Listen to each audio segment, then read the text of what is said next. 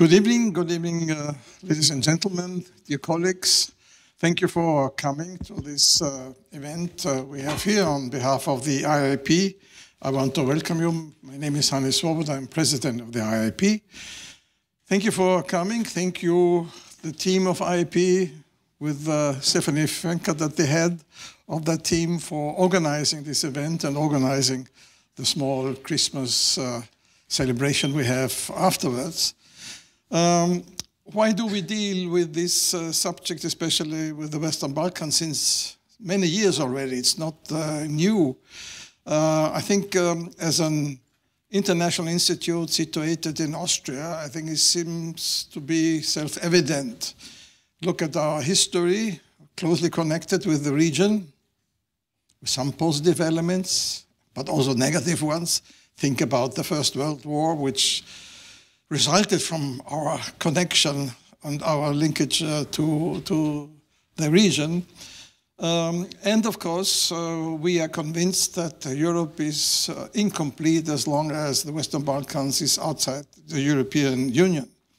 But we have also migration as a subject.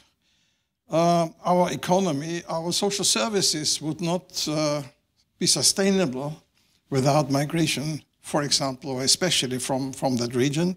That does not mean that it should be forever like this, but we still don't know what we would do, for example, in Austria and some other countries, without migration from this area. And this gives us also some responsibility for fighting together for common Europe and fighting together also for democracy and democratic development.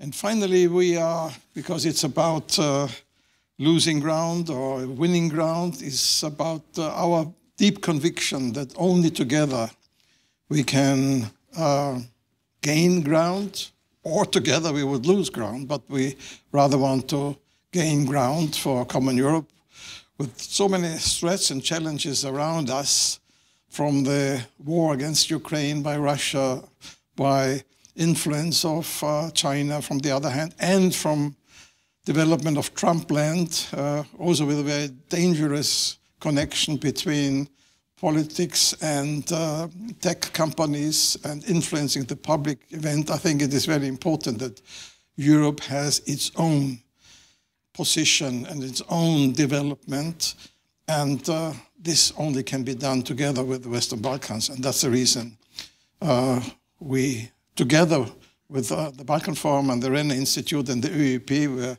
VEDRAN is here chairing, we organized this event, and thank you very much for coming. And I hand over to the next. To me? Please. Thank you, Hannes. It's nearly like the Three Kings from another book.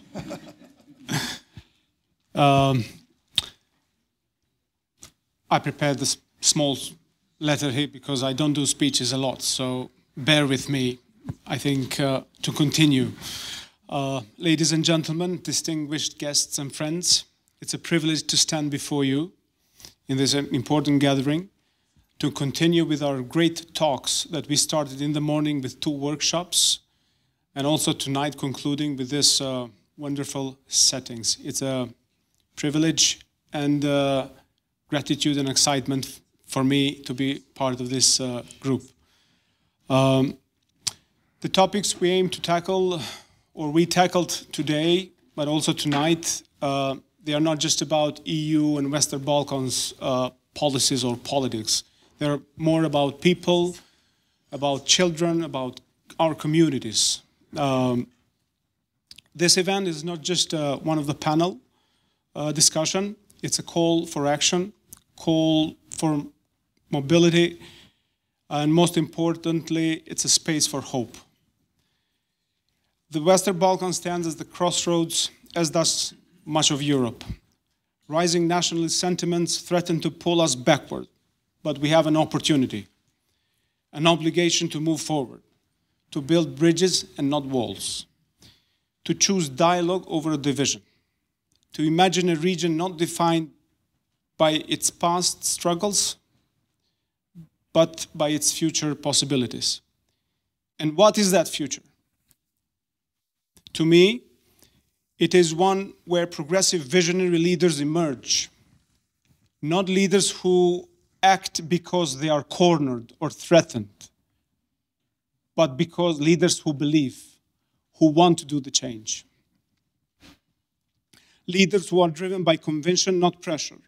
Leaders who understand that sustainable peace, economic development, and regional stability are not just superior goals, but the very foundation of a brighter tomorrow. I think such leadership requires courage, imagination, and above all, a commitment to change, not for their own sake, but because it's the only path to unlocking the full potential of our people and our region. I must say that ending long-lasting conflicts in the Western Balkans is not an easy work. But I'm confident that everyone that we met today and here in this room share a belief that the Balkans can and must be a beacon of stability, a hub of innovation, and a proud partner within the European community. So let us not leave here with only discussion or declaration, as that is what our politicians do best. Let us leave with a recommendation for tangible solutions. Thank you for being here, for bringing your expertise, your passion and hope. I think together we can create that kind of future that we and generations to come deserve. Thank you very much for coming.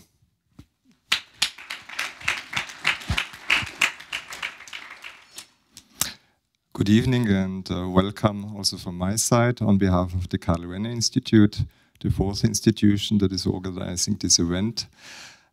This event is organized in the framework of the initiative Young Generations for the New Western Balkans, an initiative that we already founded 6 years ago. And the aim of this initiative was and is to create a vision for an alternative Balkan that is progressive, democratic, anti-authoritarian, prosperous. And after 6 years, the aim and the vision of this progressive, prosperous, democratic Western Balkans is still valid, more valid than ever before. And we all know that even in the European Union, with the Orbans, etc., we still have things that we need to change in order to have a common Europe that sticks to its values, as I mentioned, democracy, also rule of law, human rights, etc. So also in this regard, this event is important, and I should be brief. So I think I now hand over to VEDRAN before I say once again thank you to the cooperation partners, the International Institute for Peace, the Austrian Institute for International Affairs, and the Balkan Forum for the good cooperation we've had for 6 years. And now, VEDRAN, the floor is yours, and I wish you a fruitful debate. Thank you so much. Thank you, Hannes, GAZMEND, and Gerhard. Good evening from my side. I think it's a huge Christmas party for the Western Balkans. It's really nice to see so many of you tonight at the International Institute for Peace. And the competition between the Christmas markets and the Western Balkans clearly was won by the Western Balkans. So we did a first step on the way towards progressive and good future. But on a serious note, I think the event comes at an important time when it comes to the Western Balkans, but also when it comes to the fate of Europe.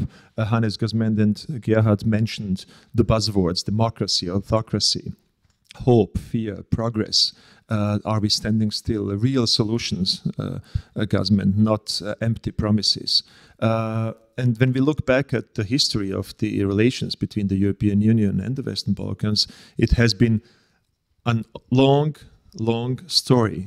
The process of the European integration starting in 2000, after the end of the war in Kosovo. It has been 24 years of the process of the European integration, which certainly for all the other enlargement rounds so far is the biggest amount of time that we have spent to democratize and to bring the countries of the Western Balkans closer to the European Union. And now we stand in 2024 in a very delicate geopolitical and historical moment. Trump is going to take over soon. We have the rise of far right in the European Union, in this country particularly too. We have still an ongoing war in Ukraine. Russian Federation is waging the war and continuing so. We have turbulences all around. So the question is, what is in the sea of turbulences happening to small regions like the Western Balkans? Or is this, or to put it in other words, is this the place where the EU can prove that it is functional, that it can deliver, that it can be important from the geopolitical point of view? We have a wonderful panel tonight, a big panel tonight, and I guess there will be a lot of questions from your side. Let's have an open and an honest discussion, a crispy one. So please, that goes both for the panelists, but also for you. No monologues of 15 minutes, but answers to the point. And I'll introduce the panel in a second, and you will see we have, first of all, young voices. We have voices from almost all parts of the region, and some of the participants that took part in the workshops today are sitting among us from the region. So there will be, I think, a lot of interesting input. So let me introduce from my right side to the left, first sitting squeezed between the door and Tara, BRANIMIR JOVANOVIĆ from the Vienna Institute for International Economic Studies, from North Macedonia originally, or born in Macedonia, but the country turned into North Macedonia. He still is a proud Macedonian, but first of all, an excellent expert in economics and in socioeconomic developments of the Western Balkans. And I think sometimes we forget to look at that particular angle, and we are happy to have Branimir among us. Next to Branimir, and she's really squeezed between two big boys. It's Tara TEPAVAC. Tara was previously working for the NGO CRTA, that you might know. CRTA is or has been quite important in observing or checking up on the Serbian elections in December, and produced a very important report on the elections. But Tara has moved on. She's now research assistant at the Institute for Philosophy and Social Theory at the University of Belgrade. And she was, I have to say, today in the workshop, the most optimistic one among us. So that's something new coming from Serbia and being the most optimistic. FILIP MILAČIĆ, senior researcher at the Friedrich Ebert Foundation, working on democracy, nationalism, political parties, polarization, comes from Montenegro, and as Montenegro is a front runner in the EU integration, you see he's smiling, happy face. Montenegro is going to join soon, and Filip is ready to share Tara's optimism. In the middle sits Marigona, SHABIU from the Youth Initiative for Human Rights. Hopefully I don't need to remind you of the importance of a youth initiative for human rights all across the Western Balkans. The Youth Initiative for Human Rights did a tremendous job in the last few years, focusing on dealing with the past, on overcoming hatred, nationalism, bringing young generations together and fighting for something which is a core of democracy, liberal values, human rights, fundamental rights. So, Marigona, thank you for being with us. Last but not least, not so much squeezed, we have a lot of place, is Thomas STÖLZL from the Austrian Ministry for European International Affairs, and he is heading the unit for Southeastern Europe. And this week, Thomas and I just discussed, has been a particularly busy one. And let me, I wanted to start with Serbia and the optimism, but as we have you here, and I think there are different visions and perceptions of the process of the EU integration. independence where you look at. I mean, I was in Brussels 2 weeks ago. The message that you get in Brussels is a particular one. When you travel across the region, you get different views and perspectives from political elites, stakeholders, from civil society, from activists. And I think the Austrian Ministry for Foreign Affairs has put a lot of work into promoting the European integration. Thomas, a quick, crispy first round of questions. From your point of view, what's right now at stake, and how do you see the whole process? Are we moving towards a final goal, at least for Montenegro and Albania? Where do we stand? Thank you so much, and thank you for the organizers, and good evening from my side. I'm also very happy to see so many people at this very timely discussion. I try to be very brief, but this is really, it's always the same. This last week before Christmas is the enlargement week, so to say, in Brussels. There was today an intergovernmental conference with Montenegro, where for the first time in many years, real chapters were closed. And I will spare you the details, but this is a real milestone to see actually, and to show also to the region that the process actually is working. There's another conference with Albania tomorrow, also opening a further cluster. It's a very technical process. We have still discussions. It's actually the ambassadors are meeting right now about, there's still some open issues about Serbia, Kosovo, some others, because tomorrow the Ministers for Europe will meet in the General Affairs Council. And normally these texts are agreed, at least they should be ready by Friday, but they are still open. So they will have a ministerial discussions tomorrow about these points, which also shows that enlargement is kind of the comeback kit a bit also in Brussels, because it was a long time, it was very dormant.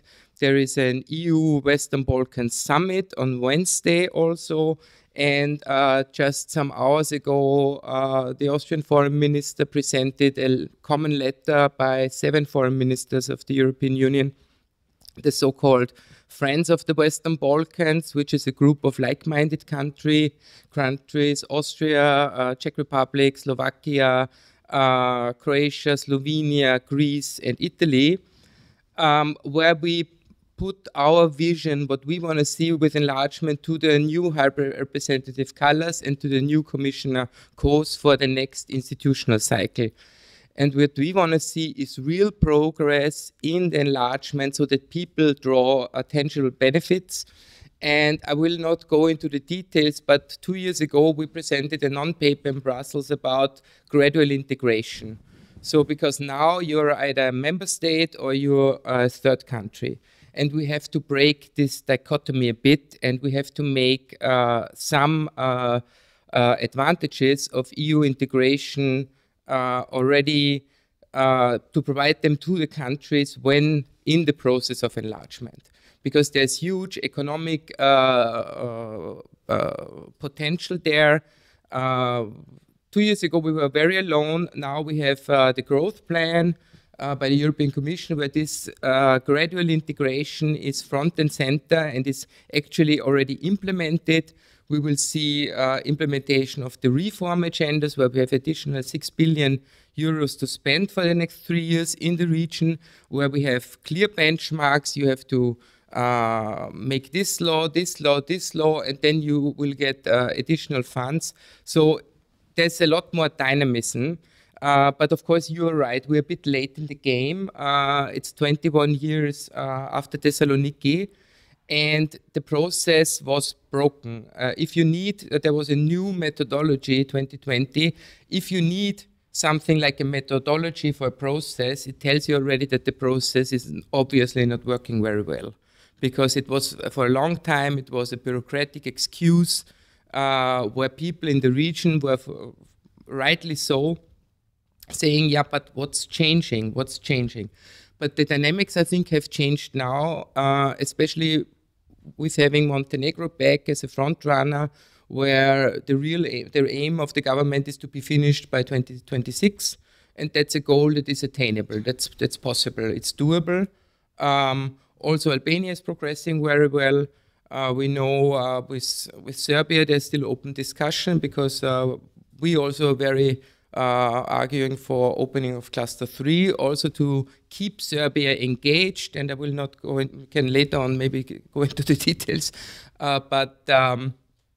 so I think it has changed, but we have to keep on pushing, and we as Austria are pushing, but, and this is also our appeal also from the region, we cannot do it alone, because we need to see also progress from the region and the reforms in the region, and they have to come from the countries themselves. It doesn't, they should not be like a rule book and then you cross just these things. They should come organically out of the countries themselves, and this would help us then to convince some more skeptic member states, because they may have changed the tone a bit, but when you go down to the technical level, it's some things never change, and but we are fighting hard. So we try. Great. Let's take these two takeaways. We are fighting hard. That's for the Austrian side, and secondly, there is a new dynamism. And then, Marigona, I would like to ask you from the Kosovo's perspective, which was not mentioned right now, and we know that Kosovo faces particular challenges due to the open dispute with Serbia, but also due to the fact that it is lagging behind the other countries. At the same time, there are still measures or so-called sanctions of the European Union against Kosovo. So when you hear new dynamism from Brussels, how does it look from the Kosovo's perspective, and particularly from the perspective of the Kosovo youth? Is the EU the big promise on the horizon after so many years, and what's the game that's played in Kosovo itself? Yeah, thank you, VEDRAN. I think thank you so much, everyone, for coming and for joining, and of course for showing interest in our region, in our countries. It really means a lot in December to kind of like have these very heavy topics. But I think it's for us it's very important that you know, like, we're not alone in our fight for democracy and human rights in our countries, and that we have allies and partners in neighboring countries, in other countries throughout European Union that are kind of like backing up us and also supporting us in this fight. And when it comes to, you know, like Kosovo,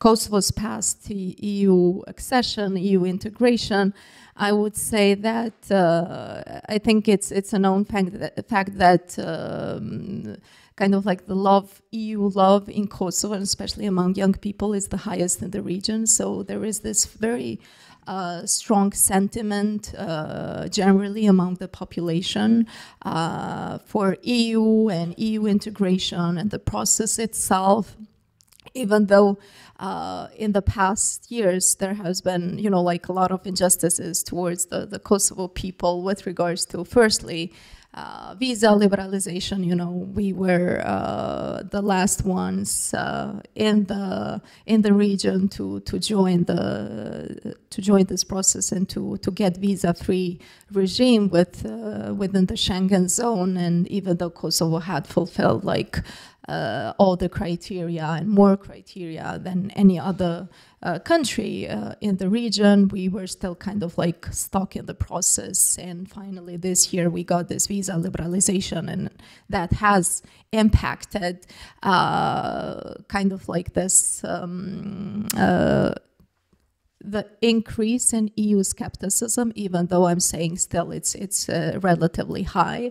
And the other thing is, now with the recent or the current sanctions or measures imposed by EU, and a lot of people in Kosovo, and especially young people, feel that, of course, these are unfair. And I think these are unfair because we see that, of course, Kosovo is not being the best, let's say, player in when it comes to Kosovo-Serbia dialogue or Kosovo-Serbia relations. But then we also have Serbia and Serbia's regime kind of like, in a way, not respecting the agreements, directly interfering and messing up into Kosovo's, like the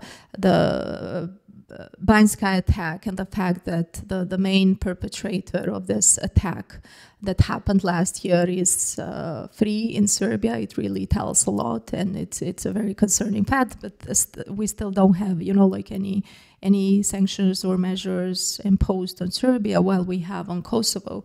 So I think it's kind of like this unfair treatment between the two. But on the other hand, I think that the Kosovo's government has kind of like is trying to tick the boxes on a lot of reforms, on a lot of steps in order to proceed or move ahead in the accession process. But of course, compared to the other countries in the region, I think we are the last ones, also because of the very fragile democracy, very, even though you reminded me today that it's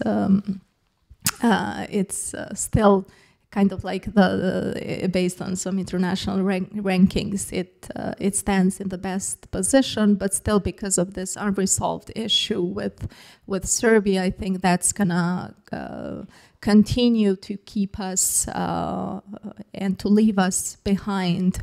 And of course, I mean, for us and for young people in Kosovo, it's a good thing that they still believe in, like this. The moral compass is still the EU, but then when we see what is happening to a lot of EU countries, then we are also kind of like questioning ourselves. Is this the EU that we want to join, with a lot of countries, like left-wing parties gaining ground, and with a lot of like anti-rights, anti-gender movements spreading around, and with the oppression of activist voices in a lot of these countries, oppression of LGBTI communities, of women, and the Muslim migrants. So it's really, is this, and also we had this discussion today of like, having EU as a concept, as a project, but also what are some of the EU countries currently doing to preserve and to maintain this project that has started initially. And I think that, of course, Kosovo has a long path. I think it's going to be a painful, lengthy road for us to join the EU, but I hope that by the time we reach there, at least it's not going to be this EU that we are seeing in a lot of like EU countries, and it's going to be actually the EU that was initially envisioned, and like the values of democracy, of rule of law, and human rights for all, without this selective approach. It's going to be still there waiting, like waiting for us, and these values trying to be imposed on us, while we don't see them in a lot of EU countries, sadly, and it's like this decline in democracy. So yeah. So we have to. I mean, it's before Christmas. We have to pray for the Western Balkans, but we also have to pray for the European Union. Yes. To still be there when the Western Balkans is ready to join. There is this. I mean, there is one of the best joke tellers from Bulgaria lives in this city, Ivan Krastev, and he used to tell this joke all the time about the pessimists and optimists when it comes to the EU integration. And I probably put it wrong now, but I mean, he said, like, optimists are those that believe that Turkey is going to join the European Union during the Council's presidency of Albania, and vice versa. Then the pessimists are those that believe that Albania is going to join during the Turkish presidency of the Council of the European Union. And that might require a lot of prayers to happen. But in any case, I mean, what we see here are like different of course, different starting points. When the process of European integration started and when the promise of Thessaloniki came in 2003, Kosovo was still a protectorate of the United Nations. It became independent only 2008. So it's a kind of a different stakes on the table in comparison to let's say Croatia, Slovenia. They had kind of a more easy path. As Kosovo unwillingly or willingly has this dispute and open question with Serbia, and Serbia has been a very, to put it under quotation marks, dynamic society recently. The dynamism that we see right now on the streets of Belgrade, and you probably have been following the events in Belgrade and in Serbia. Recently there was an event in Novi Sad when the roof of the main railway station collapsed, which allegedly or obviously was reconstructed by a dubious kind of a network of companies, and 15 people were killed.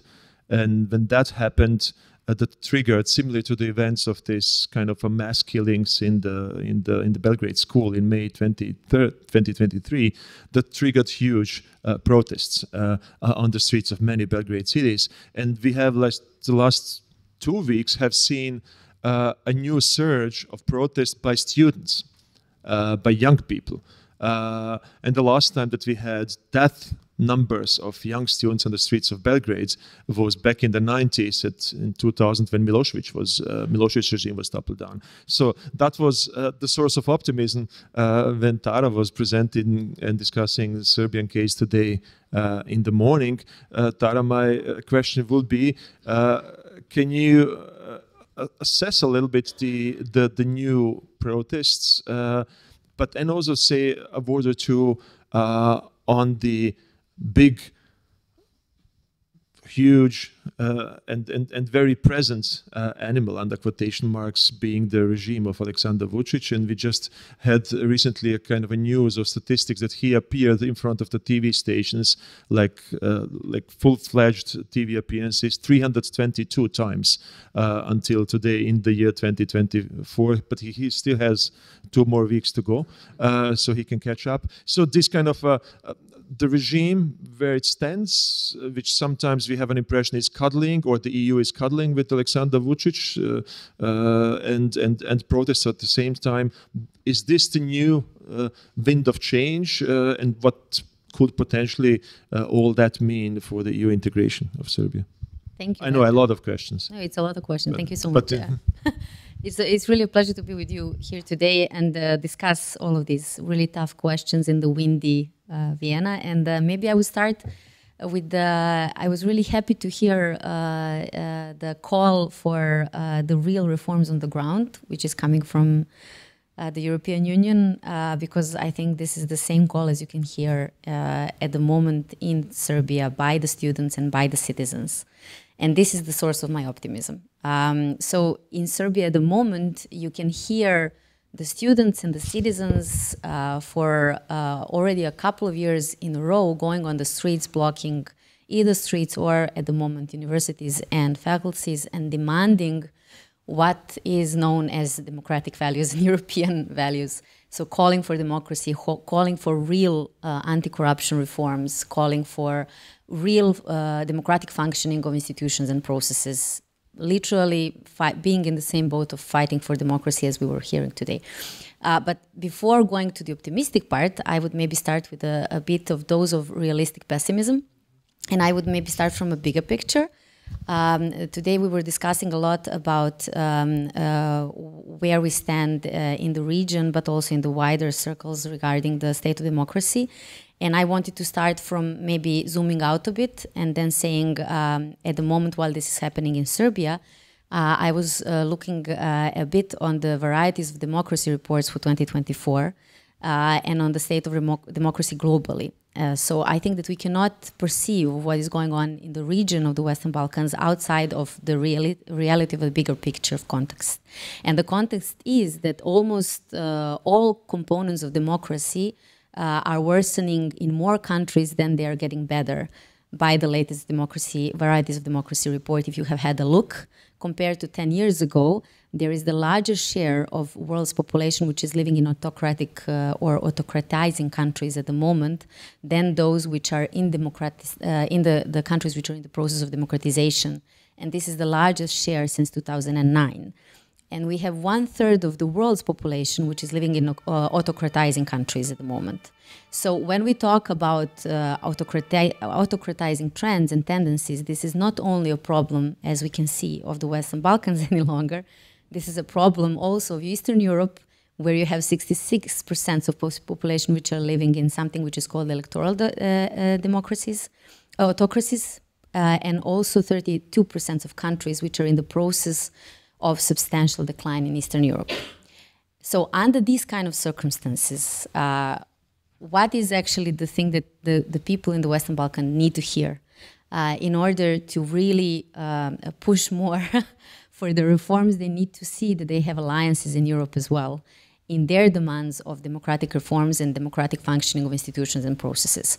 And I think that at this stage, we are at the moment in which we need to really redefine what democracy means and what European values are, because from time to time, it seems that we are a bit losing the picture of what democratic values are, and if these are the values that the European Union is really promoting, and who is promoting it, and who is standing along with the citizens who are demanding this kind of institutions, democratic values, the democratic reforms and processes on the streets.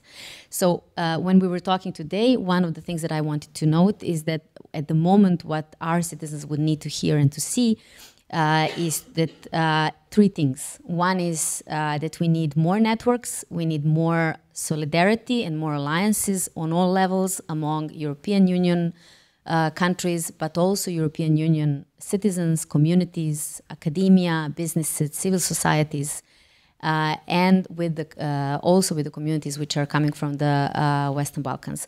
And we need more participation. And this leads me now to what is going on at the moment in Serbia. As Vedran was saying, we are having the largest scale protests of students since the 1996 and 97 protests. It's really funny because if you look at it from a statistical perspective, and I'm a researcher, so to some extent I like statistics, it happens that every 28 years we have a cycle of huge student protests.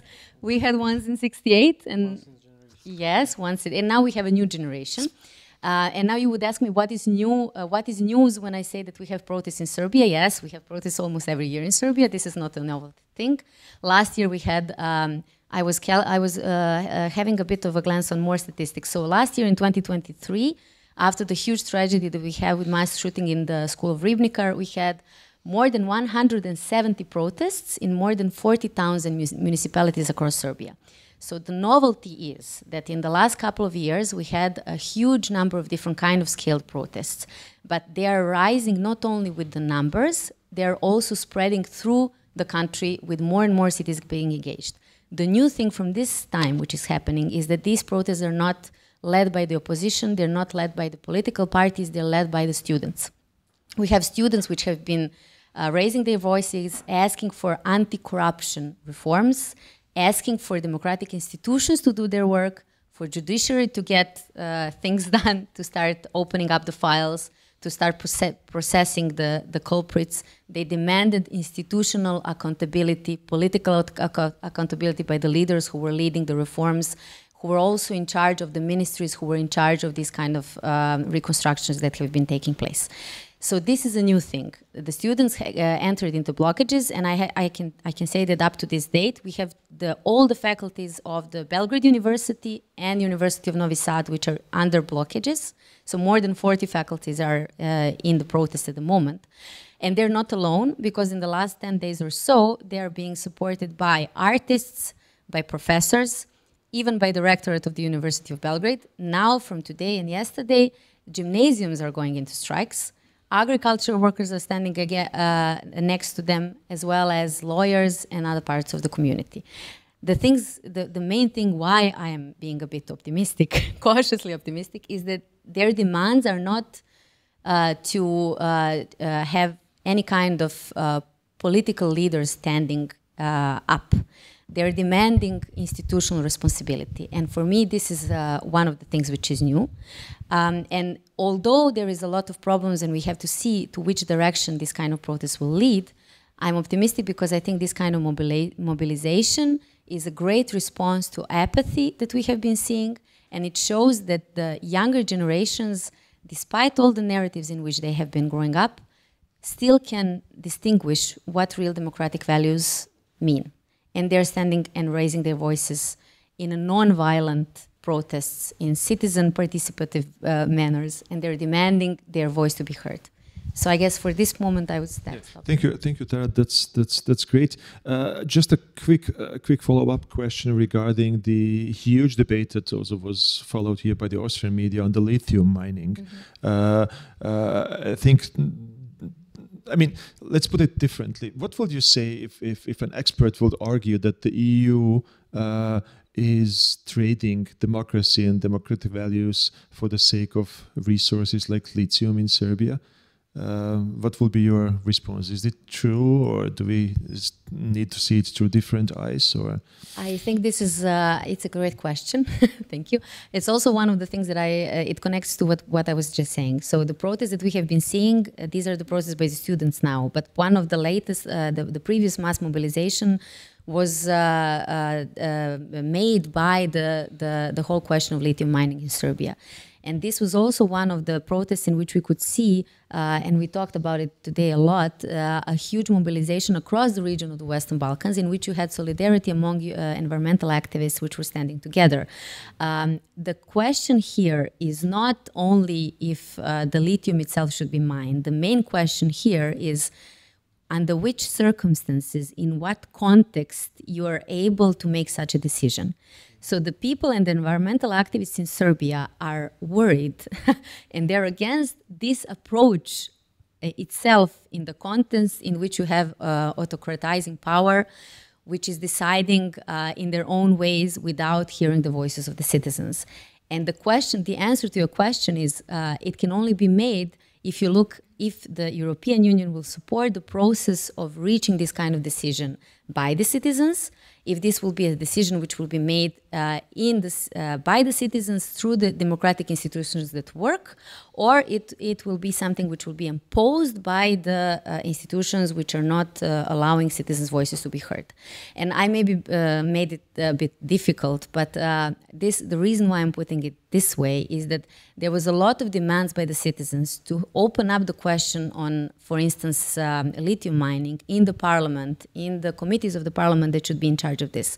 And there is no space for a genuine democratic debate among the citizens on if it should be mined or not, and in which context it should be mined, and by which ways, and if there are institutions which can really do a quality control that can ensure that the environment is kept safe, and that is in allowing them to reach this kind of a decision through a participatory democratic procedure. Without participatory and democratic procedure, without institutions which allow for this kind of debate in Serbia, and without accountable institutions which can guarantee that lithium is being mined in line with all high quality standards, this should not at all be a question. This is my answer. Thanks. It might be that we want to pick up on these questions later on in the Q&A.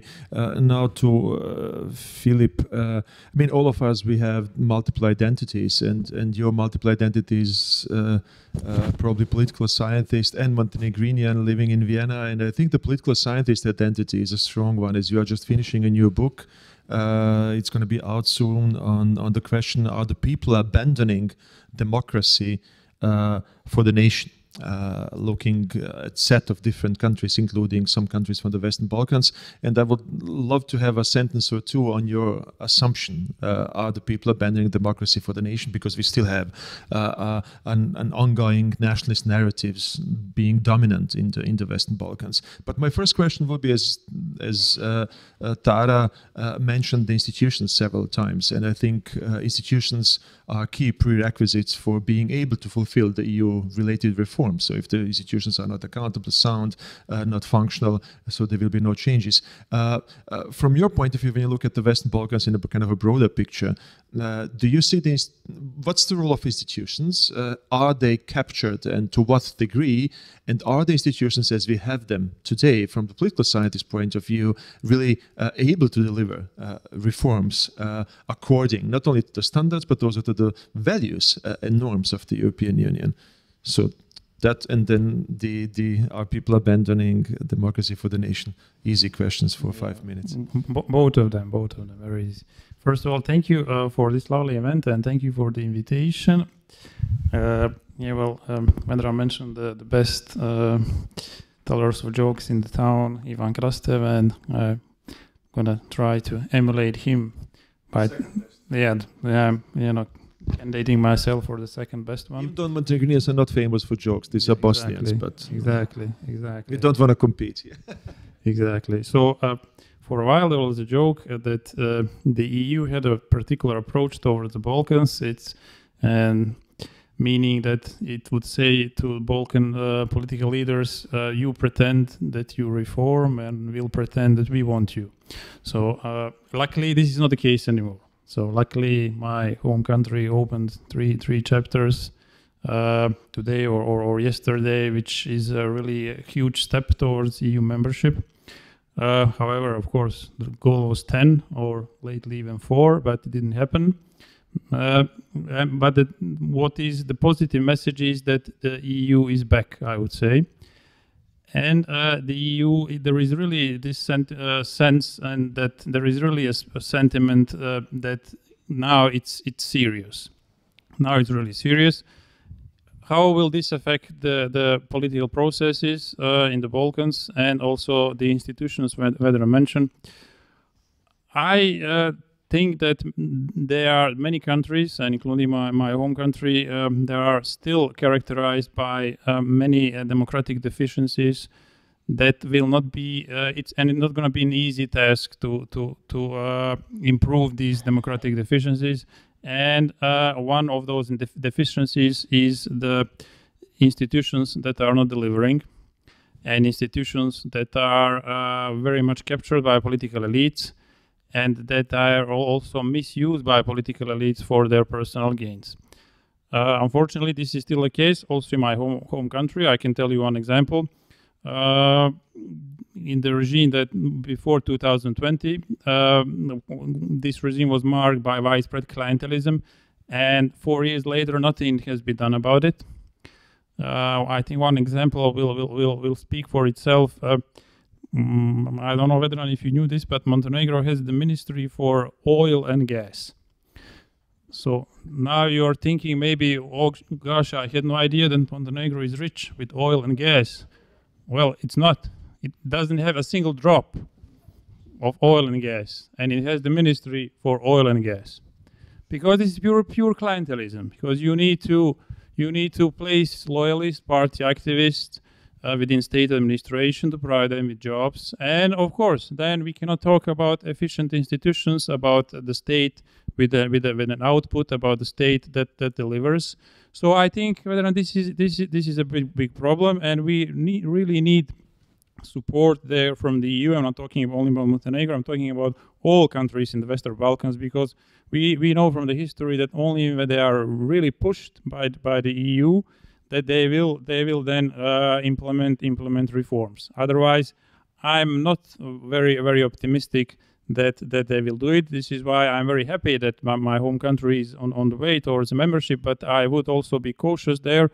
And I think that the EU membership should be used to reform the countries, so and that some deficiencies should be repaired within this process, and not only tolerated for some other, I would say, geopolitical interests. Mm-hmm. Thanks, but you still owe me the answer on, are the people abandoning democracy for the nation?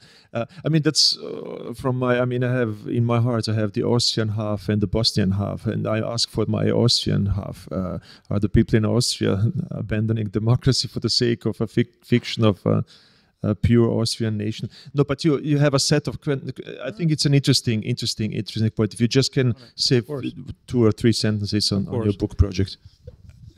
I do believe that is the case, and not only in the Western Balkans, but in many Western European countries, because we are still, we still do not understand. Sometimes we are we keep getting surprised when the nationalist forces win the election. So not only that they gain a lot of votes in Austria, but also, for example, in the United States, as the latest example, the Trump's platform was very much based on nationalist appeals. And we are always kind of surprised, wow, why is this the case? Because we still do not understand the essence of nationalism, and the essence of nationalism are emotions. So they are appealing to these emotions, primarily the emotions of fear. So they are portraying their country as endangered by a significant, by a particular outgroup or threat, and then they portray themselves as the ones who are here to protect and save the country from that threat.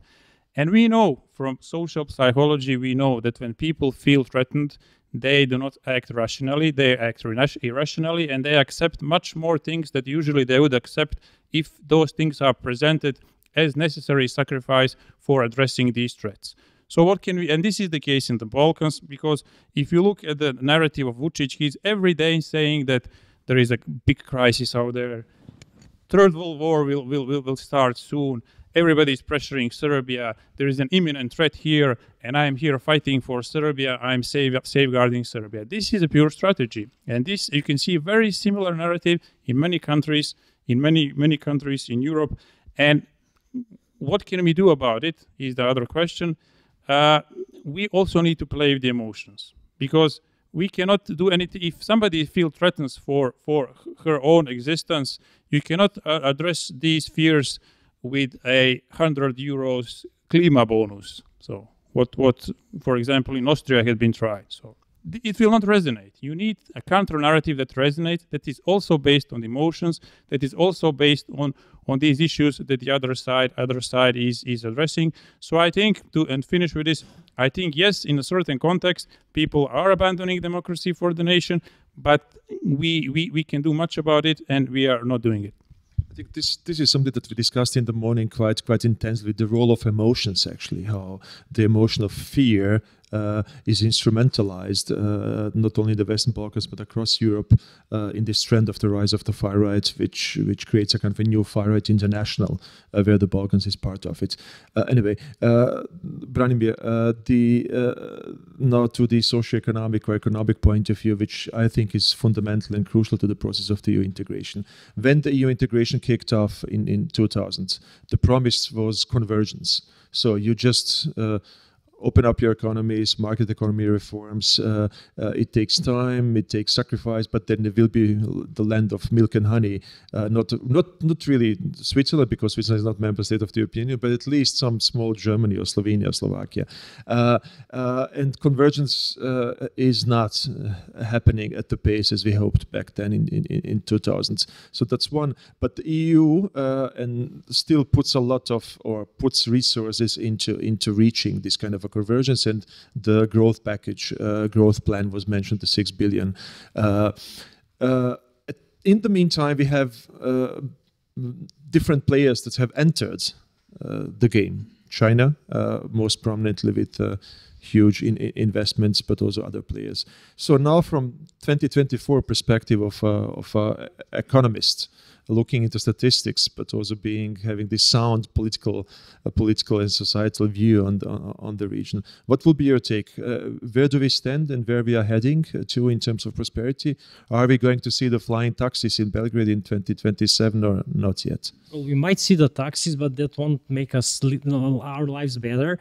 So what I want to say here, last year I was invited to some panel in Belgrade on about the future of the region, how the region will look like in 2030. And I told everyone, like, close your eyes for 7 seconds, open them, and that's how the region will look like in 7 years. Because I mean, it's a bad joke, but yeah. But I mean, the idea is that nothing ever changes in the Balkans, and if it changes, it's for the worse. Just look at the data. I mean, look at, for example, you mentioned convergence. The measure of convergence of the Western Balkans today, the income per capita is a share of percentage of GDP average. Today is 44%. So average Balkan person has income that allows her to consume, to spend around 44% or less than 1/2 of what the average European is spending. 10 years ago, the share was 40%. So in 10 years' time, we managed to close just 4 percentage points of the gap. And if you extrapolate this trend, you'll see that we'll need around 150 years to get to the EU average. Of course, you can say, like, if you play with a little bit with the numbers, maybe it won't be 150 years, but the best estimate I've seen is around 75 years, which probably, by then the plant will be uninhabitable, perhaps. There are other examples, like, for example, if you see how many people are leaving the Balkans, like the Western Balkans are losing like 100,000 people every year. So 10 years ago, we were 18 million. Now we are 17 million. In 10 years' time, we'll be 16 million. So we're losing. I mean, look at us. I mean, half of us here are probably from the Balkans, living abroad. So, I mean, yeah, there are many things like that. So, of course, the story is not optimistic at all. Why is that happening? That's the real question. We know that it's gloomy. We don't need, anybody, any economist or whatever to tell us that it's gloomy. We know that. The real question is, why is that and what should be done? So why is that? I would say it's because the relationship, like the attitude of the European Union towards the Balkans has not been sincere ever, and also that the Balkan politicians were also never sincere about improving the lives of their citizens. Let me criticize a bit the European Union. You mentioned EU is investing a lot of money. No, it's not investing a lot of money. EU is actually, it's investing something, but it's getting much more than it is investing. So if you look, for example, how much money the Balkans are getting from EU budget, that's as a share of GDP, it's around 1%. In the last 10, 15 years, the Western Balkans got around 1% of their GDP from the EU budget, like IPA funds. If you look how much the current member states from Central Europe are getting, that's around 3% of GDP, 3 times more as a share of GDP. In nominal amounts, it's 100 times more.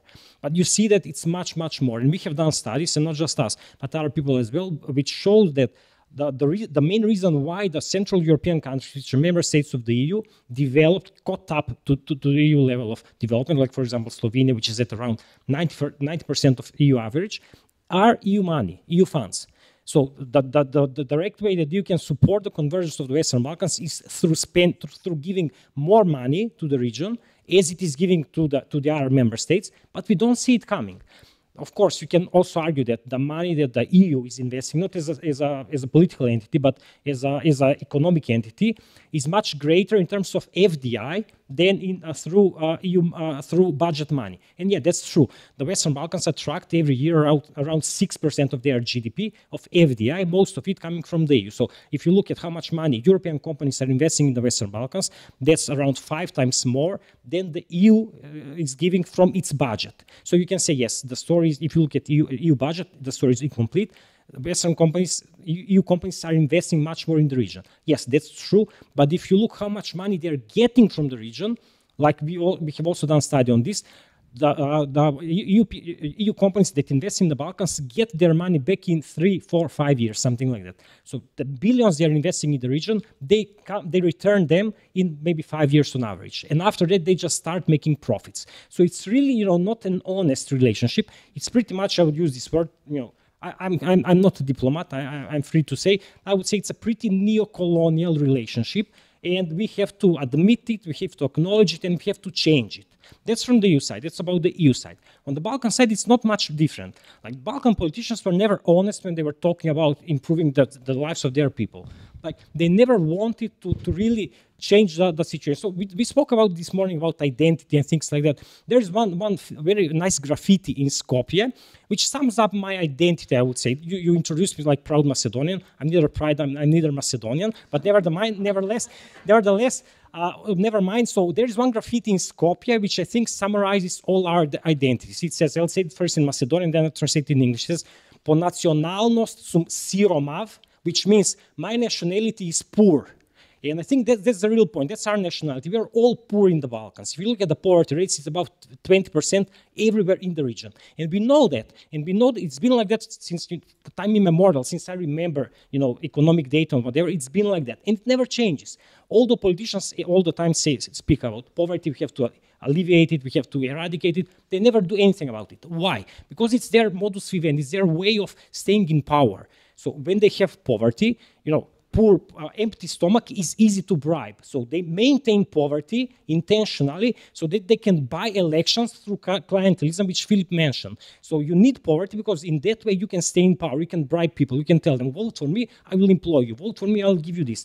So what I want to say is that the Balkan politicians were also never honest in when they were saying like we want to improve the life of our people, or whatever, improve the economic situation in our region. So what I would trying to summarize, what I'm saying is that we have like nothing ever changes in the Balkans. It's not getting any better. It won't get any better anytime soon.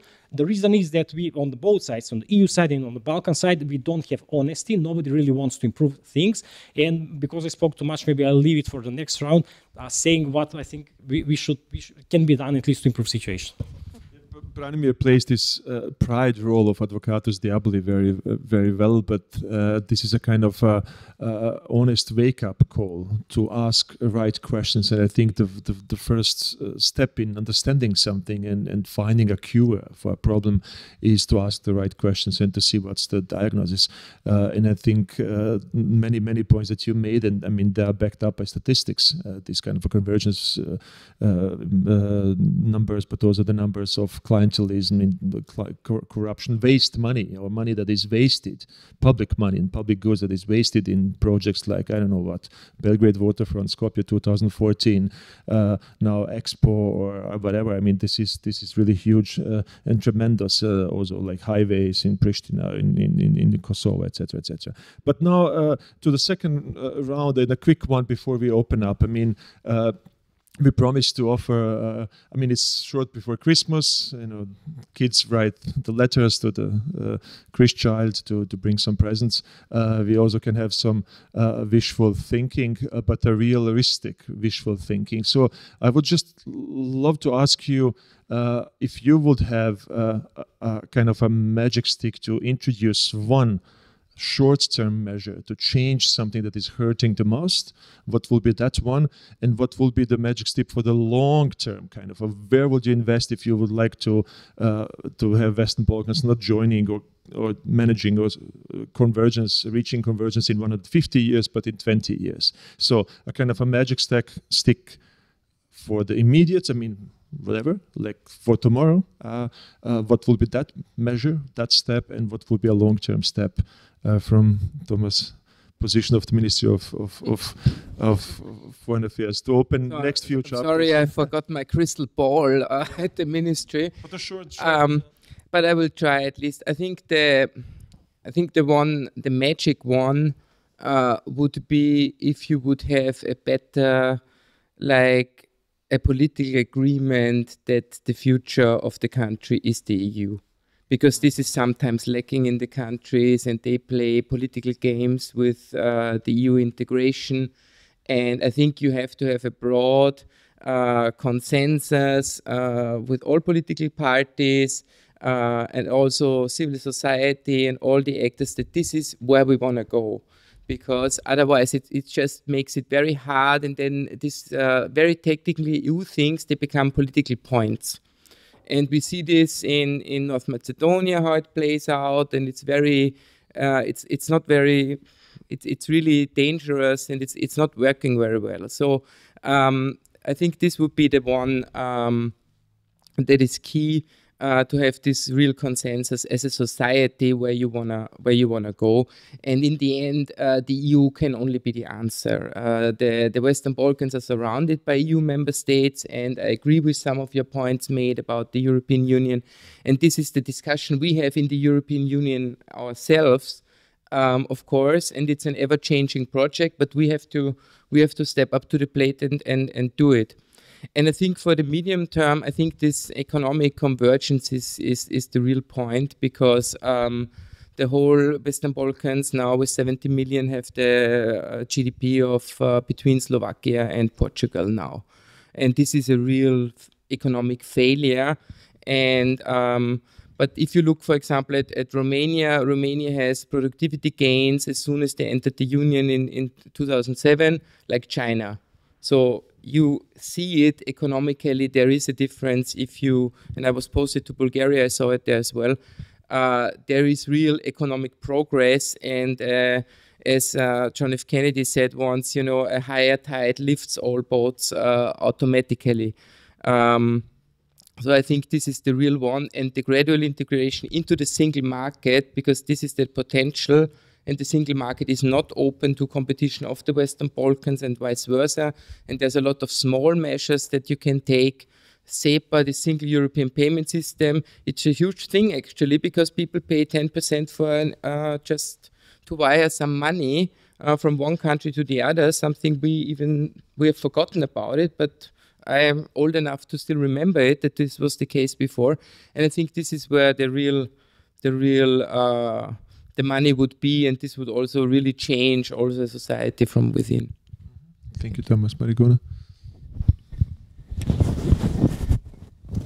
I think the first one for me would be very easy, really, like resolving the issues with Serbia. I mean, that would definitely be an immediate, very much needed thing that would help Kosovo, but also Serbia, so both countries to move forward towards EU integration and further development. And the other one would be definitely, I mean, for Kosovo and more like long-term, would be for all of our countries to really join EU and join this EU that I mentioned, that is kind of like sticking to the values that it tries to promote, and not an EU that is, you know, like having this neo-colonial approach, as Branimir mentioned, or having this, you know, like democratic backsliding within itself as well. And of course, I mean, I think it's given that once our countries, of course, would join EU, there is this, you know, like this perception in our societies that all of our issues, you know, like this lengthy process, this all the reforms that EU requires from us. Then once we are in, we are kind of like, it was also mentioned here that, you know, like it's this promised land, and then we will all be happy, you know, like moving on with our lives. But we see from other experiences, and especially with Croatia as the last one joining, that especially on a lot of issues with regards to, you know, like dealing with the past, justice, human rights, it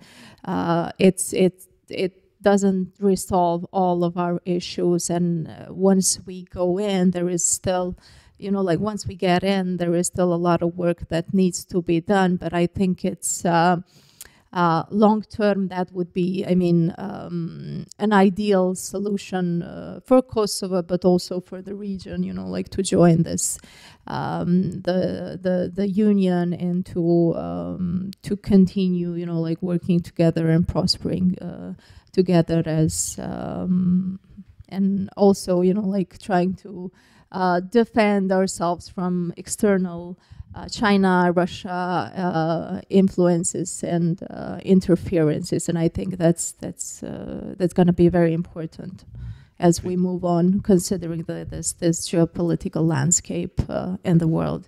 Mm-hmm. Thanks, Marigona. Philip. Well, Vedran, you wanted us to be crispy. I'll try to be short and crispy. So the first one. You know, a few months ago, the British newspaper, The Economist, published an article with the title, "Why is the West always backing wrong leaders in Southeast Asia?"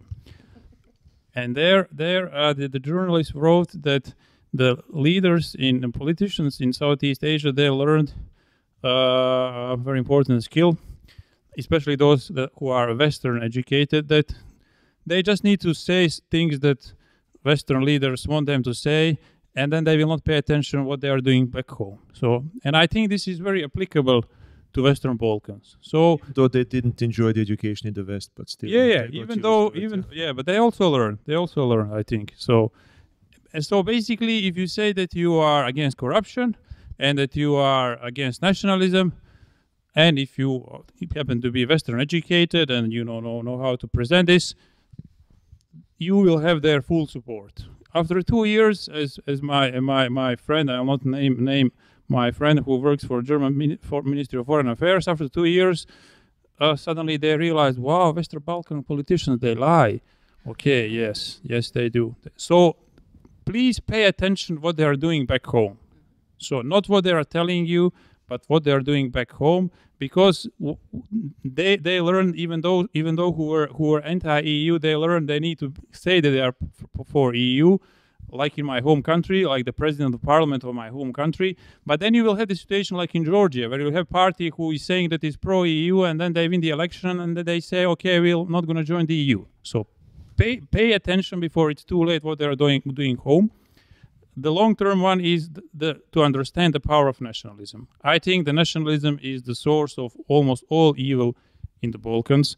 But in this regard, I'm very pessimistic, because I see that many leaders in Western countries, they don't understand the power of nationalism, even though they are increasingly being faced with nationalist forces in their own countries. So this is why I'm not very, very optimistic that they will understand how important nationalism is in political dynamics of Western Balkan countries.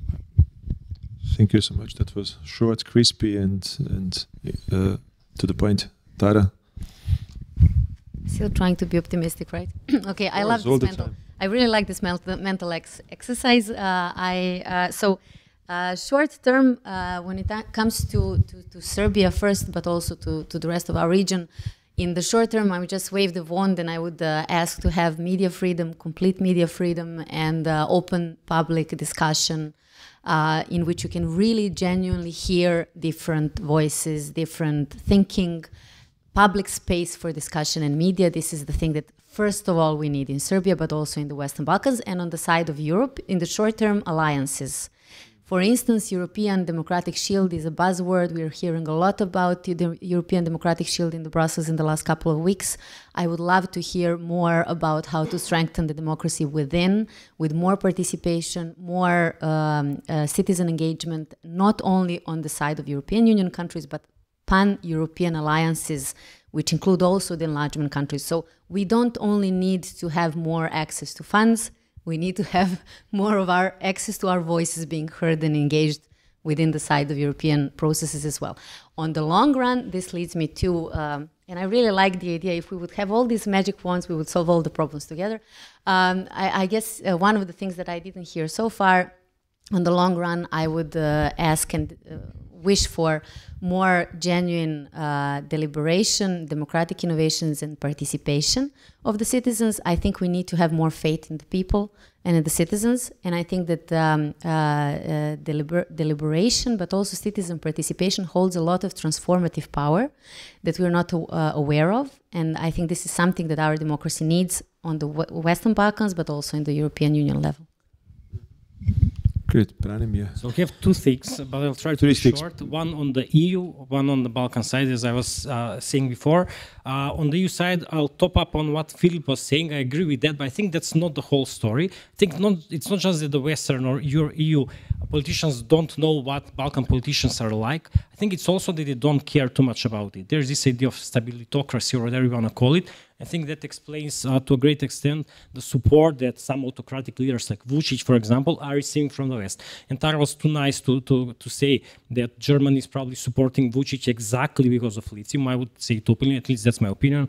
I think that Germany is very willing to have Vučić in power because he is giving them what they want. It's not, now it's lithium. Before it was not lithium, it was low taxes for their companies and tax exemptions, tax holidays for 10 years, you don't pay any taxes, low labor costs, like low wages, everything, whatever you want, you don't have to follow any standards, come here, invest, we are a heaven for investors. So I think that's part of the story that we also have to understand.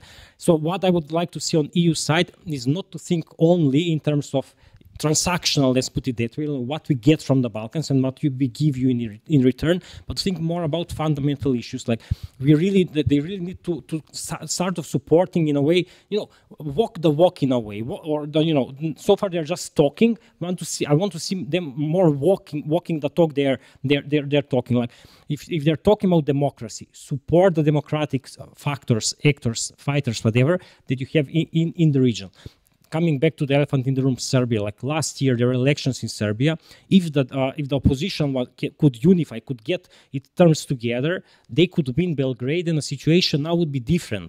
But that didn't happen. And if you ask me, one of the reasons that it didn't happen is that the EU didn't want it to happen or didn't do anything to support the opposition. So what I would like to see from EU side is more sincere engagement in this concrete sense. Like think about the fundamentals, like the real issues, and try to support those people, whatever you want to call them, in the society which can really deliver this democracy or whatever you want to call it. Now on the Balkan side, what I want, because I'm also an economist.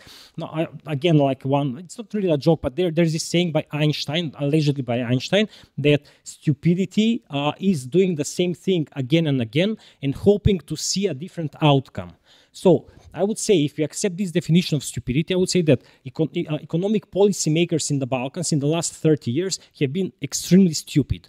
Why? Because they are doing the same policies over and over again, hoping to get a different outcome, and they see that nothing ever changes. Like all the time, like FDI, attract FDI, low wages, low taxes, free markets, don't do anything, don't intervene in the economy, nothing.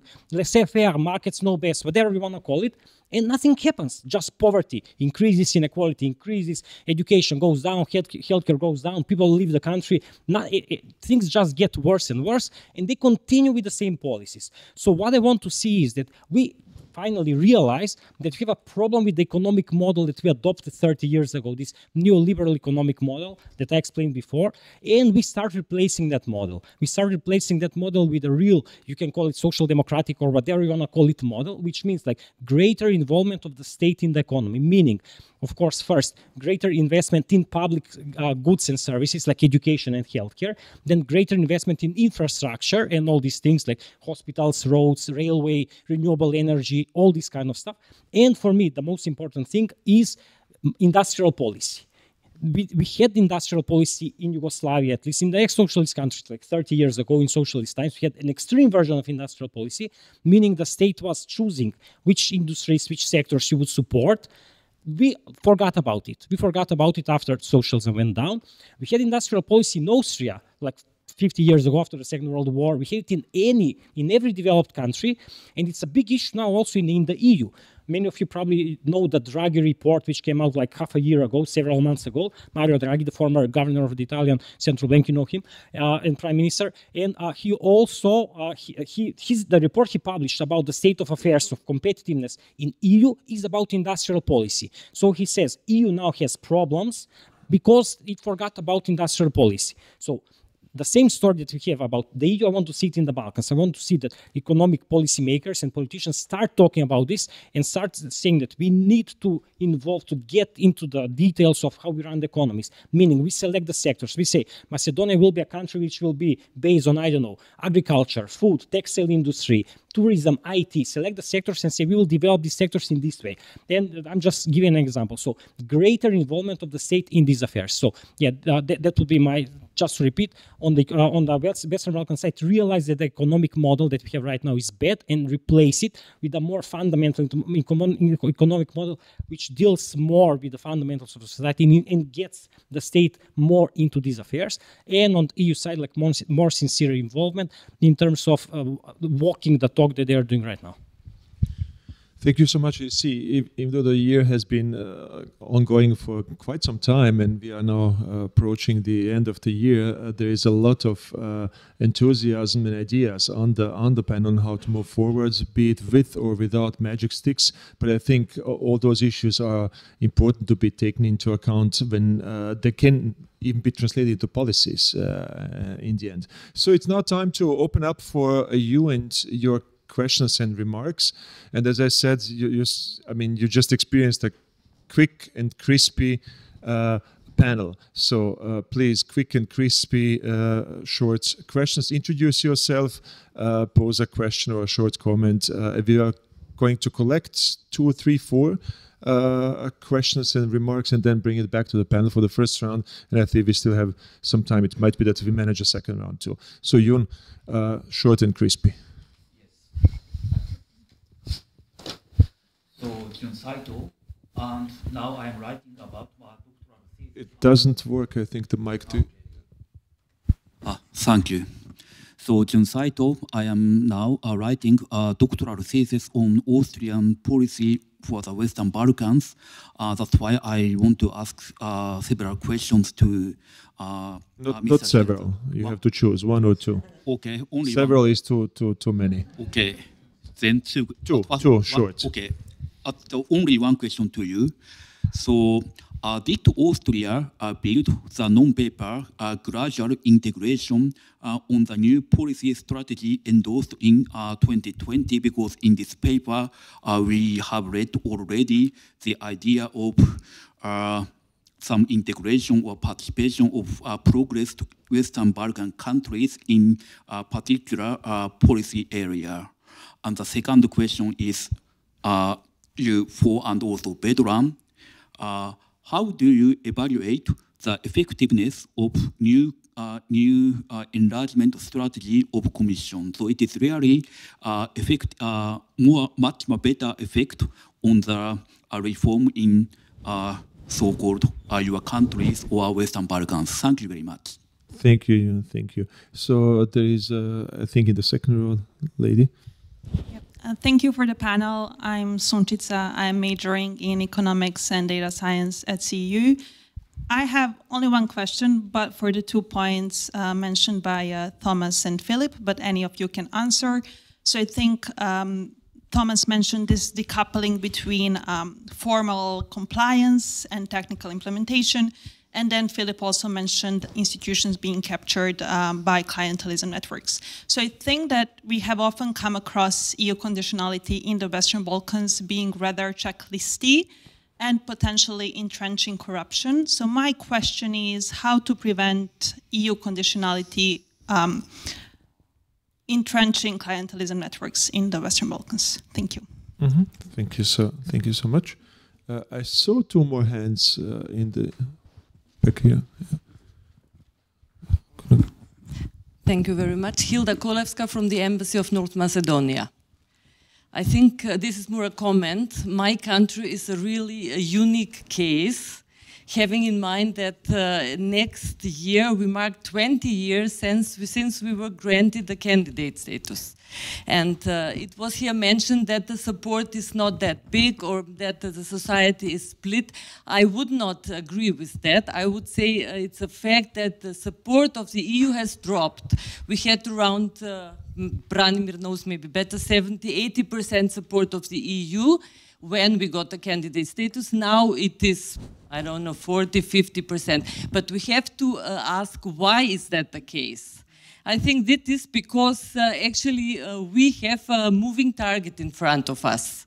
I still can remember when we were filling the questionnaire, there was enthusiasm in the administration, in all the ministries. We were working until late in the evening. And what happened then? We had to change the constitution once, twice. We had to change the flag. We had to change even our name, you know, in 2017. And now we still cannot see that there is some good perspective for us because we get very strange criteria. So that is why now the enthusiasm for EU has decreased. So what we want to have is actually a predictable and merit-based EU accession process. So to know that if we do reforms, that then we really can walk or have a future step towards the EU. So that is... I think that is the reason why there is a disappointment within the population. And that is why the support for the EU has decreased, for my country at least. Thank you. That's a clear message. And I think we all understand the disappointment in North Macedonia. There was one more question behind, and here in the second row we can take this one and then make a first round of answers on the panel. I'll be quick. Good evening. My name is Samir Beharic. I'm a PhD candidate at the University of Bamberg and research officer with the Balkan Forum and activist from JEHIČ. One quick question to Branimir. Branimir, you said half of the group here is probably from the Balkans. I think if they heard your presentation, it would have been a full room. To be honest, I haven't heard like this kind of gloomy overview of the Balkans in a long time, and I was waiting at the end that there might be some kind of a kick in the end, some kind of a I would ask you a bit harder question than Vedran asked you. If a young person would ask you, why would we need to stay in the Balkans? What would you say? Because based on what you said, there are no much reasons to stay there. Thanks. Great. Probably to listen to better jokes than in Germany. No, that's a bad one. Yes, the fifth one, and then we come back. Doug Wake, former U.S. diplomat and OSCE official, including in Belgrade, both at the mission many years ago and observing elections not too long ago. A couple of you have mentioned just in passing the war in Ukraine and role of Russia in the Balkans, but haven't put much emphasis on it. And at least from the outside perspective, it seems that the war and the invitation to Ukraine, Moldova to join the European Union actually was quite important also in kickstarting the process with the Balkans. And what I'm wondering, if you put that crystal ball back in front of you, to what extent do those processes involving particularly Ukraine over the next several years present opportunities for Balkan integration to move more quickly? To what extent maybe also risks that Balkans somehow get left out again as focus is on these bigger picture frontline issues in European geopolitics? Okay, good. Branimir, do you wanna start? Yeah, of course. I mean, I could also rephrase the question and ask why you are so spreading depression and so there's no. Well, I can't do anything else. But yeah, I mean, there are basically two reasons why you should stay in the Balkans. The first is the food. The second one is the weather. Of course, I'm kidding. I'm kidding. Of course, I think that's much better than here. But no, what my serious answer is, I had this conversation like 5 years ago with a famous artist from the Balkans. I won't give the name. And asked him, why are you staying in the Balkans? He said, he told me, like, artistically, poetically, if you want, like, I don't want to sing to happy people. And I would say, I kind of identify with it. Like, you know, life here is okay, like formally looking, everything kind of works. There are many problems, sure, but still people here are living well. You don't have like political purpose living in Austria, at least so far for me. When I was living in Macedonia, I was, you know, like you, active in social movements, you know. Even if when I was arrested, I was arrested once, I had this sense of purpose that I'm doing something for, not for the country in a nationalistic sense. I don't care about this. All nations are imaginations, but for people, for the life, for the way people live. So I always had this feeling when I was living in Macedonia that my life has some purpose. I'm contributing. I'm poor. You know, I struggle with healthcare, with pollution, with whatever every day. But at least I feel that I'm kind of trying to change a bit. I'm trying to push the stone, the Sisyphus stone, you know, to the top of the mountain. Here I never have that feeling. Here, like, I feel that, you know, I'm climbing the mountain, going down again, climbing, going, no stone, no nothing. No suffering, no happiness, no nothing. There you have both suffering and you have happiness. So that would be that. New interpretation of Albert Camus. Thank you. So next time we organize a conference on Albert Camus, we invite Branimir to reinterpret. So Tara, do you want to address any of the questions, or you just pass?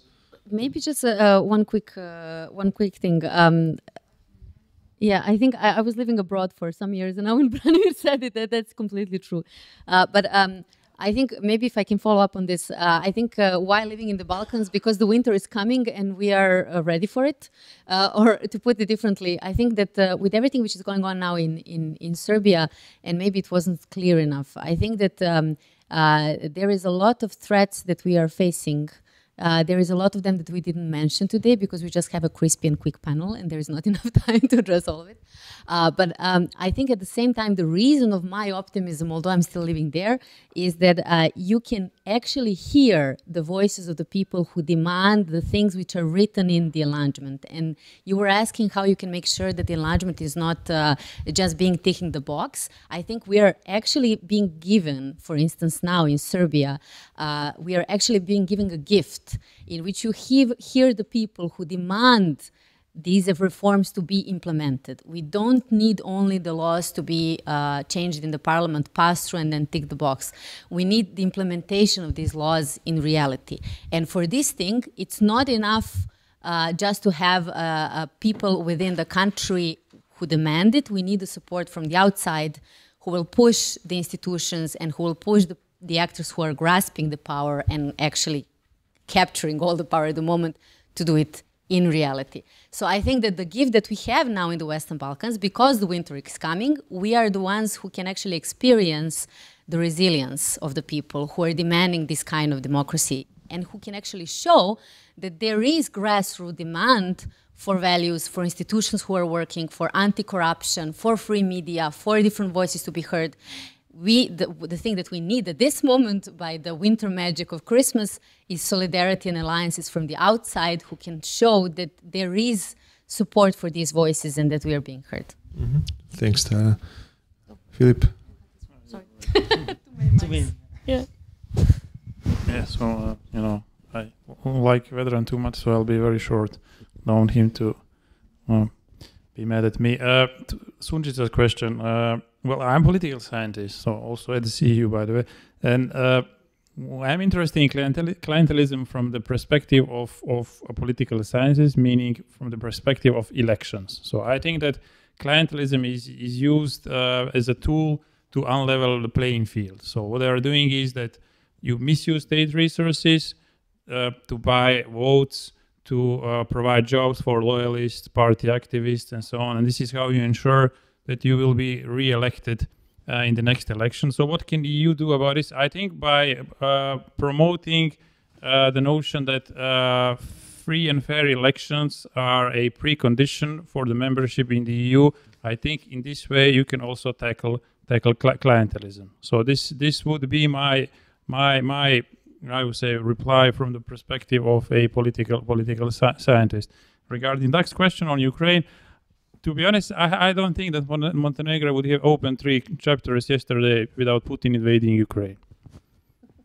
Honestly, I don't think so. So I think the Ukraine made the EU realize that we really need to do something about Western Balkans. So I think this is the main for Western Balkans. This is, I would say, the main impact of the. There are many impacts, but I would say, or at least for Montenegro, this is the main impact of the war, of Russia's war against Ukraine. Thanks, Philip. Marigona, do you think that there is anything that you can mention? I mean, the question on the impact of the war in Ukraine on Kosovo-Serbian relations might be something that you would or could pick up on. Yeah, I mean, that's when the invasion of Ukraine started. Of course, it caused a lot of fear in the region, but especially in Kosovo and Bosnia and Herzegovina, because of these us being, like, still the hotspots in terms of like the ethnic tension that still continue to exist. So of course, I mean, that being said, this has caused a lot of fear, a lot of trauma among the people, but also a lot of ground for politicians both in Kosovo and Serbia to kind of like use their discourse to kind of like continue instilling this fear that we might be the next conflict erupting in this part of the world. And of course, we've seen a lot of Russian propaganda, a lot of Russian interference, kind of like going on in the region.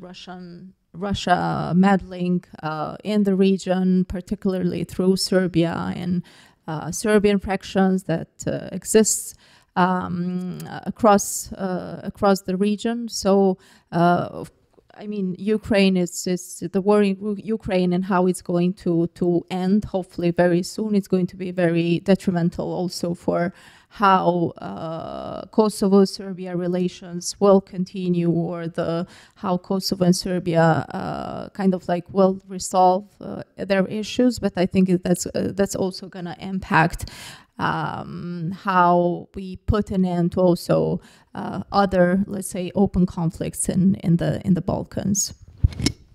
Thank you. Thomas, have been one or two questions directly addressed to you. Yeah, perfect. Maybe I start also on this Ukraine, but this is of course the central change that happened, the Russian war of aggression against Ukraine, because this put enlargement back at front and center.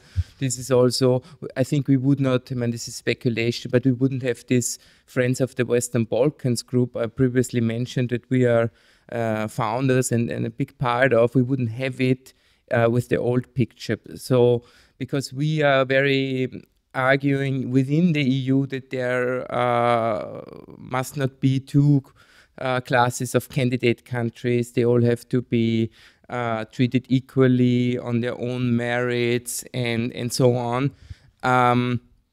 Because we saw this dynamism happening where Ukraine made steps in the enlargement process where other countries waited for some reasons, and the colleague mentioned it, for bilateral issues actually with North Macedonia 20 years without some progress, but not nearly enough, which explains then the decrease of support for the European Union. And then on the gradual integration, this is also something we had to argue for a lot, because the Commission, it's like a very heavy tanker, and this is also, but this is my personal opinion, the EU is no magic wand or like a solution to all the problems. The EU is made up of institutions, and the European Commission is it's like a super tanker. You have to, for them to change position, it takes them a long time, but once they are there, they go in this direction. And with this gradual integration, we had to do a lot of convincing that this really that this is a way to go. Also, that this is not an alternative to full membership, but it's just on the way to make like the advantages accessible to citizens earlier, so that they see this process pays off. And also it was mentioned the financial points. I mean, this 6 billion now, it sounds a lot. Actually, it's not. From a European perspective in the budget, when you see the region, it's and your point is precisely right about this lack, because it's still a foreign financial instrument and not comparable to the cohesion funds and social funds we use within the European Union. And this is also something where we have to be honest about as EU and member states, of course. So this is and this is a discussion we continue to be having. The faster you are, the shorter the discussion will be. So we really hope that we could see in the coming years some candidate countries finish the accession negotiations and then be ready to join. And this is also our position, that there should not be, so there's this parallel discussion that you have within the EU about internal reform. So in a nutshell, we have to reform ourselves first before we take on new members. And this is a view we do not share. So we say everybody on their own merits, and as soon as possible, this should happen. Thank you. Thanks. Are there like 2-3 small last interventions? Here I see Hannes, and then the gentleman sitting behind Hannes directly. Yes, George. Yeah, Hannes SWOBODA. A brief remark and then a question to Thomas. What you said, Branimir, in the end, I think is very important. And this was the reason why I personally, when I came into the European Parliament, was interested to go to the Balkans, because you can fight for something. And I think this is the big mistake also, EU in general. We are no longer fighting for anything. Even on Ukraine, we send military, but do we really engage the citizens that this is a big fight we have to fight, because it's about a threat to our freedom and our security. I think this is a big mistake, and therefore I wanted to really to support very much what you said, and including also the Ukraine issue. My specific question is to Thomas, to you. You speak as if the gradual integration is happening. Is it really happening? I don't see it really. I mean, I very much support what you said and the initiative, because I still think it's the only way to do it. But I think we have to push much more that this is happening. I agree with your evaluation of the Commission from the position of the European Parliament. I would even include sometimes the Council also. But I think we should push much more to have that concept you proposed very much implemented. That's it. Thank you. So, yes. My name is Paul Jankovic. I'm an independent consultant now after many years in industry. But being an economist, I enjoyed what you said, Branimir. But there is a question which goes through my mind, and that is, you were saying that there's a neo-colonial approach towards these countries. And I just wondered, how do you assess the behavior of Russia, but also China, or even more? I have done a lot of projects in Bosnia and Herzegovina, where you have the Saudi Arabia, you have Qatar, you have Jordania. They come in and they do all sorts of things. And the question is, how is that seen by people? Maybe by the elites. They would be probably happy that somebody is building a road or whatever, a railway or something. But the question is there any feedback or any, let's say, talk or discussion in the society? And as I said, that goes through my mind when I was listening to you, so I would be interested to hear your impressions. Thank you. Thank you. There is one last, oh no, two last questions. Two last questions. 3. 2. Larissa Lojic. I'm part of the Western Balkan Initiative, so I was also part of the workshop today, but I'm also an economist to be, and because the new growth plan for the Western Balkans was mentioned, and I also wrote my thesis about it just recently, so I had 2 questions. First of all, I mean, on the volume of it, if we think of, if I remember correctly, I think Croatia only got 6 billion from the cohesion fund, and now we have 6 billion for 6 countries. Does it really make sense? And then also, I think I would really like Branimir's opinion on this, because I do believe that the idea of having these reform plans is a good one, but what can we do that we don't have the Western Balkans just ending up being dependent market economies like we have right now in Central Eastern Europe? So they will be part of the single market, but they're mostly just used for a place as, like, you will not have the headquarters there. The most money will be still made in Western European countries, and what can we do to prevent this? Thank you. And if I'm not mistaken, that was a hand, huh? Yes. Or yes. I think I don't need the mic. You need it for the recording, but even if you have the strongest voice. That's why. So, thanks so much. My name is Moges Tashoma. I'm a researcher and a PhD candidate at the University of Vienna. Just one quick remark and a question.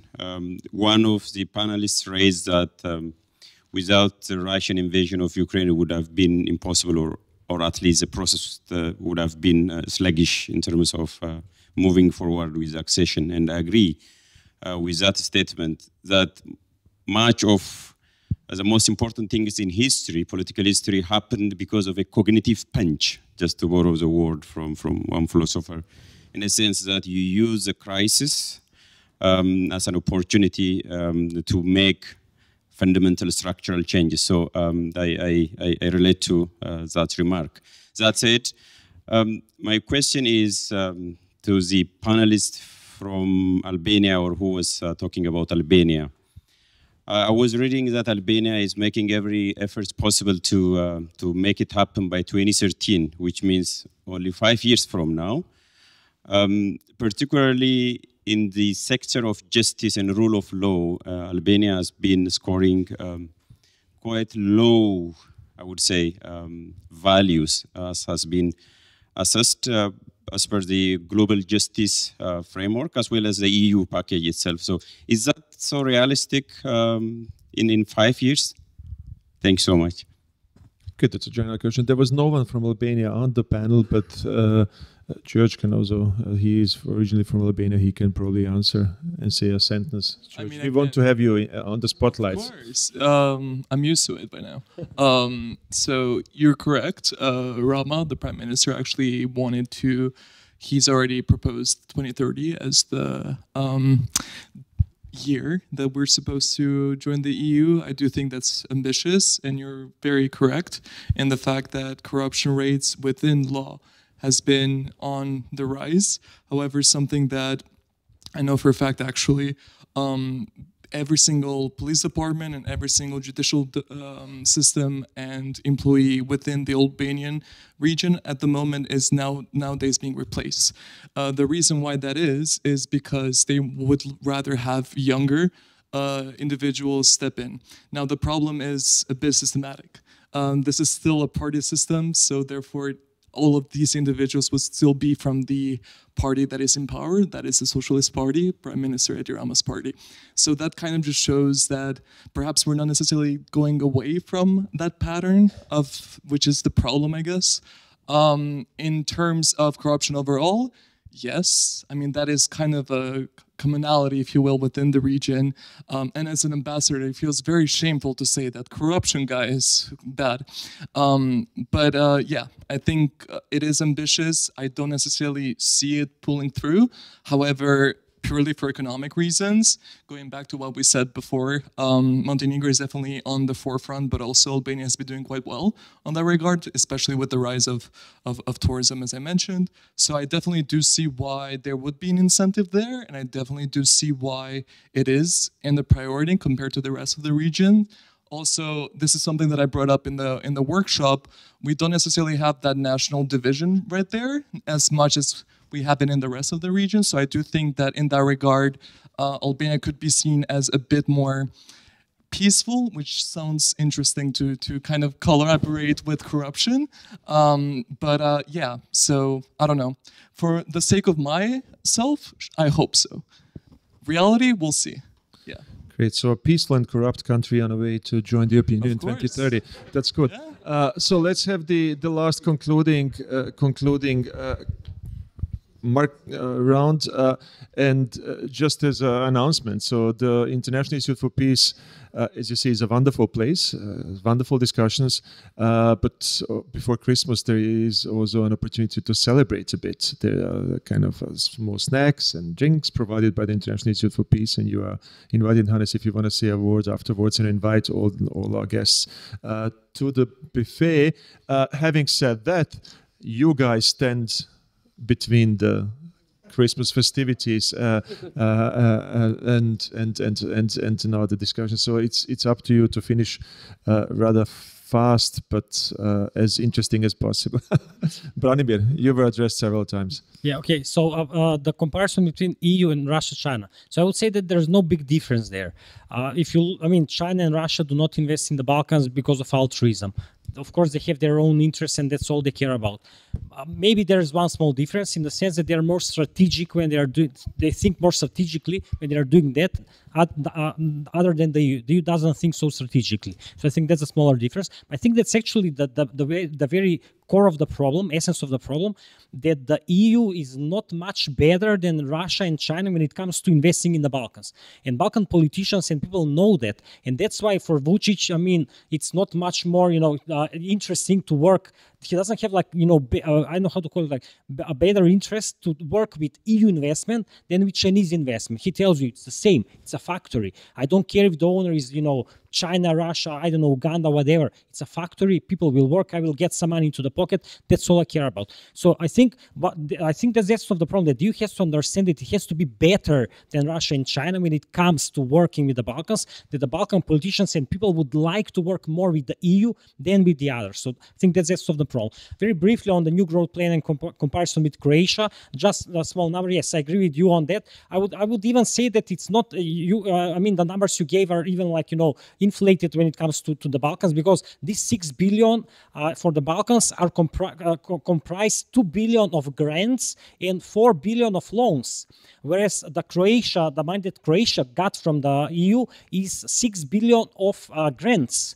So if you look at per capita terms and everything, Croatia is getting 12 times more than the Western Balkans in terms of grants, because it's 5 times smaller than the Balkans, but it gets 3 times than the Western Balkans, but it gets 3 times more in terms of grants. So I think that illustrates the difference when it comes to the money that EU is giving to its current member states and to the Western Balkans. I'll stop here.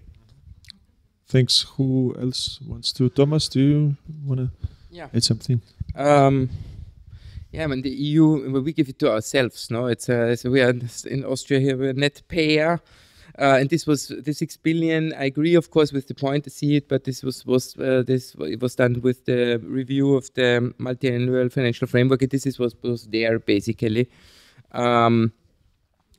On gradual integration, it's happening, but it's happening much too slowly. And the reason is also, and this, I think, this can be adapted, but it's a bit complicated, and I will not go into the details, but very briefly, the legal framework that we have with the Western Balkan 6 is very different from the one we have, for example, with Ukraine and Moldova, because their agreements, they were designed as an end stage, and the one for the Western Balkans, they are earlier agreements, and they were designed on the way to full membership. And so you can, the one with Ukraine and Moldova is much more flexible. You can make like this integration into the single market very easily. Technicality, it's a one page where you say, okay, this regulation XYZ applies for this free trade agreement.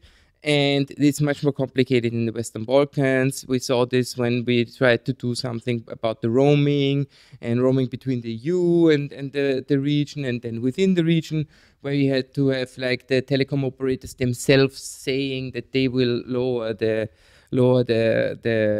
particular fees the people have to pay. So I think it's the future, but it's still a lot of work to be done, and it's also, I think it's the most technical thing, and I think you're already now for a Christmas party or ending it on gradual integration on the most boring subject probably. So the Christmas party has a motto: gradual integration. So does anyone else wants to say something? No. Then I think there is. It was a crispy and quick discussion of 2 hours, and all of you stayed. So it's a testimony to the importance of the region, I said, and so testimony to the interesting points made on the panel. Some solutions, a bit of depression served by someone who is not a Pride Macedonian. Interesting insights, some optimism, but I think a lot of realism, and I think a lot of food for thought.